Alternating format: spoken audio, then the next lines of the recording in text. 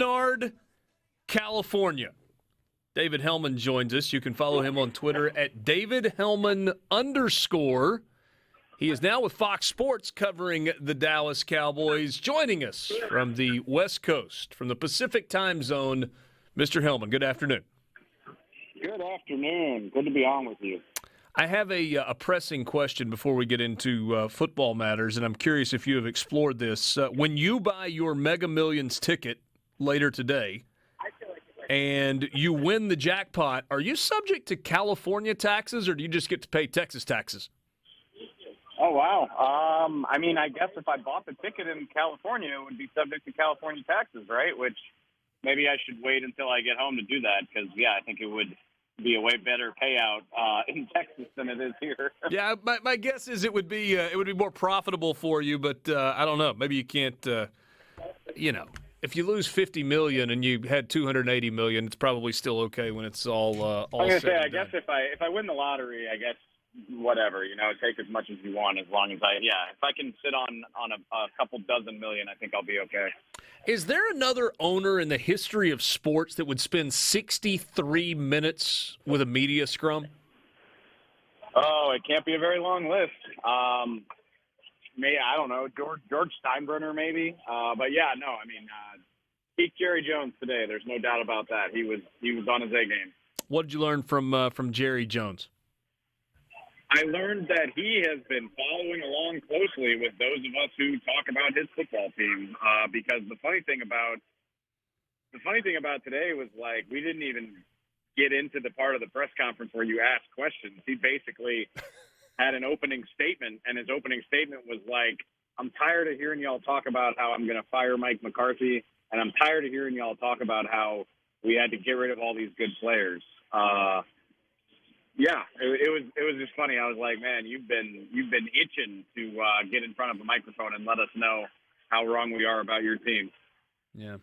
Do you guys like Jerry Jones? Like covering him? Absolutely. Are you kidding me? It's always entertaining.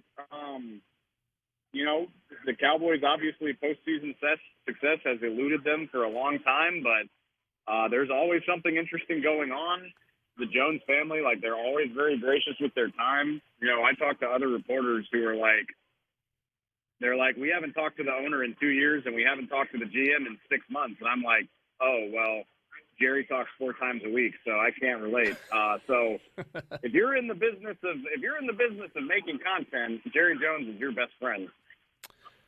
What's the most important storyline as Dallas opens training camp? I know there are a million different stories you can get to, but in terms of importance, what do you put at the top of the list?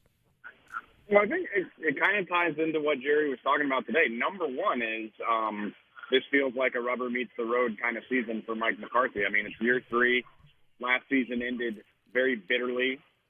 Jerry said today that for them to have a successful season, they need to be viable in the playoffs. Now, maybe that doesn't mean winning the Super Bowl, but it also doesn't mean going one and done, and it damn sure doesn't mean missing the playoffs. So they got to be a team that's good enough to win a playoff game or two. That's for starters. And then on top of that, the other thing you touched on was they need guys who have not done it before to step up and do it if they're going to do that. They don't have Amari Cooper. They don't have Randy Gregory. They don't have Lyle Collins. These are all guys that have been star-caliber players for them, and they're asking guys that haven't necessarily risen to the occasion to step in and be placeholders for those guys. And I think that's where the narrative comes from is you're like, man, you're asking a lot of Mike McCarthy and you didn't give him a lot of help. And the Cowboys are banking on us being wrong about that. They're basically banking on having done a very good job drafting and putting young talent on this roster. And that was actually the last line of my story today is it's now all we have to do is figure out whose narrative is the right one. Yeah. David, I'm not enough of an NFL fan that I genuinely fall in love with players, but there's a guy that I absolutely love to watch. He's just going into his second year. It's Micah Parsons. Tell me why I'm wrong for that, or am I? Yeah, why would you be wrong? He's one of the most fun players in the NFL. I'm not going to say I've never seen anything like him, but he certainly has an incredibly unique skill set. I mean, it's funny, like, you tend to hear a lot of revisionist history when a guy comes in and gets 13 sacks. And Micah was always athletic, but we didn't know he was that player. It was purely a projection. He did not rush the passer at Penn State. He was an off-ball linebacker who occasionally blitzed. And DeMarcus Lawrence broke his foot last year, and the Cowboys were like, hey, Micah, we need you to come off the edge. And Micah was like, say less. And here he is now as, like, one of the brightest young defensive stars in the NFL. No, just to answer more quickly, like, you're not wrong. I would say he's on the short list of the 2 or 3 most exciting players on this entire team. And, if he keeps up this level of play, he is going to be one of the brightest stars in the NFL. All right, so with Micah Parsons, if you've got to downgrade him somewhere, or if you've got to give him a black mark for something that he does, or maybe said in a nicer way, where can he get better, what is that area that you focus on? I just don't – and, again, that kind of – it goes back to what they want him to be. I don't think he's going to be a full-time edge rusher, at least not right away. I think they value the fact that he's a queen piece on the chessboard. He can move in every direction. He's not limited by anything. And if that's the case, I think there are ways he can improve as an off-ball linebacker. I don't think he's not bad in coverage, but I don't think he is amazing at it either. I don't think they asked him to do a lot of it last year, at least not in the grand scheme of things. And so if you can add to his skill set a guy who is great in coverage against tight ends, running backs, maybe even some receivers, a guy that can get 6 to 10 pass breakups a year, not to mention a few interceptions. I mean, if he can do all of that on top of stacking the quarterback, now you're really talking about one of the best players in the entire league. So I look for him to improve at some of the intricacies at off-ball linebacker. In some ways, visiting with David Helman, who's now at Fox Sports, covers the Dallas Cowboys. He is in California at camp. A couple of minutes left. In some ways, it's hard to believe that this is the start of year number 7 for Dak Prescott, coming off a season where he had 16 starts, 37 touchdowns. That was a career high. He had the 10 picks. 2 parts here. One, was last year Dak's best season as quarterback for the Cowboys, or do you go back to, I guess it was 2019? And 2, how does Dak take a step forward, or what step forward does Dak need to take in 2022? I think I would probably say 2019 from beginning to end was his best season. Okay. But the frustrating thing for Dak, though, is the first 6 games of last year were the best that he's ever played football in his life.